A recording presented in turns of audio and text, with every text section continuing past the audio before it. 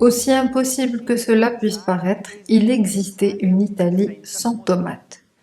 Ce fruit, devenu l'un des symboles les plus représentatifs de notre nation, n'y est arrivé qu'en 1548 et a ensuite mis un peu plus d'un siècle pour s'imposer comme aliment. Les Italiens consomment près de 35 kilos de tomates par an et il n'y a pas un foyer où ce fruit n'est pas utilisé. Frais dans les salades, conservé sous forme de tomates pelées pour la préparation des sauces sucrées, riches assaisonnement de spaghettis, ou encore sur les pizzas sous forme de sauce. La préparation de la purée de tomates représente justement un des rituels qui identifie le mieux l'été dans le sud de l'Italie. Des familles entières se réunissent dans les cours des maisons de campagne, équipées d'énormes marmites en aluminium, de moulins à légumes géants et de plusieurs dizaines de pots et de bouteilles en verre, où conserver la sauce assaisonnée de quelques feuilles de basilic, qui reviendront quelques mois plus tard parfumer les maisons, parfois celles partagées avec des étudiants du nord de l'Italie, et raviver un petit bout d'été pendant quelques minutes. Les variétés cultivées en Campanie sont nombreuses, mais il ne fait aucun doute que la plus célèbre, aussi parce que c'est la meilleure, est la San Marzano.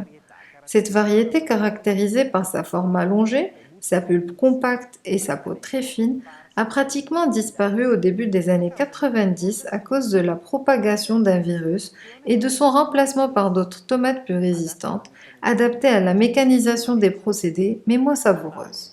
Mais aujourd'hui, et grâce à l'engagement d'un groupe de chercheurs, elle a pu ressusciter. On a sélectionné près d'une trentaine d'écotypes de tomates pouvant remonter au San Marzano et ayant des formes, des couleurs et des nuances de saveurs légèrement différentes, mais toutes avaient une intensité d'arôme et une douceur difficile à trouver ailleurs. Mais pour autant que la variété soit spéciale, ça ne suffit pas. À rendre cette tomate si unique, c'est aussi le sol extraordinairement fertile autour de Naples et dans la campagne de Sarnese Nocerino, dans la province de Salerne. C'est dans ces territoires que la tomate a trouvé l'un de ses meilleurs habitats et, sans surprise, c'est là que se trouve la municipalité de San Marzano, le lieu de naissance qui a donné son nom à cette variété. Et si la tomate est devenue un symbole de cette région et de toute l'Italie, le mérite revient certainement à la pizza, le plat le plus célèbre de Naples. Ce disque de pâte garni de purée de tomates, de mozzarella, de basilic et d'huile d'olive extra vierge, très fin au centre et encadré par un bord gonflé, très moelleux à l'intérieur et croustillant, mais jamais brûlé à l'extérieur. La pizza est aujourd'hui protégée par une association active depuis 1984 et dont le rôle est de certifier dans différents pays la pizza napolitaine qui est également protégée par l'UNESCO en tant que patrimoine immatériel de l'humanité.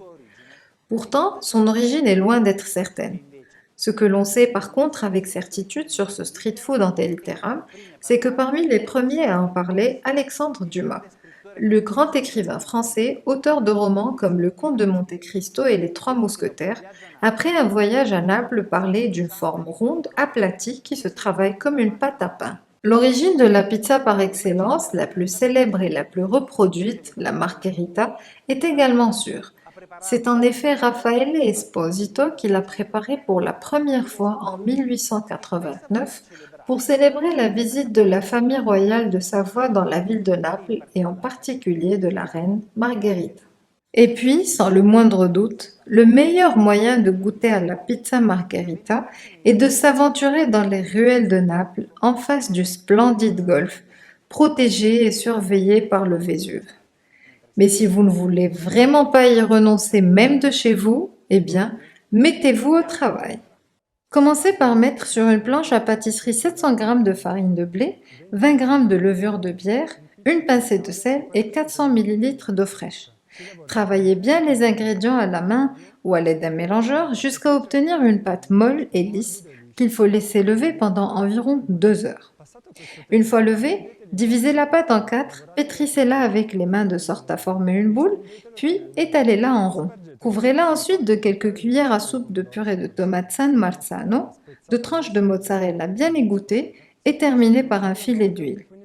Le mieux serait d'avoir un four à bois, mais si vous ne disposez pas de ce privilège, Veillez à chauffer votre four à la température maximale. Enfournez votre pizza pour une dizaine de minutes et, lorsque le bord est bien gonflé et coloré, sortez-la et mettez-y quelques feuilles de basilic et servez aussitôt.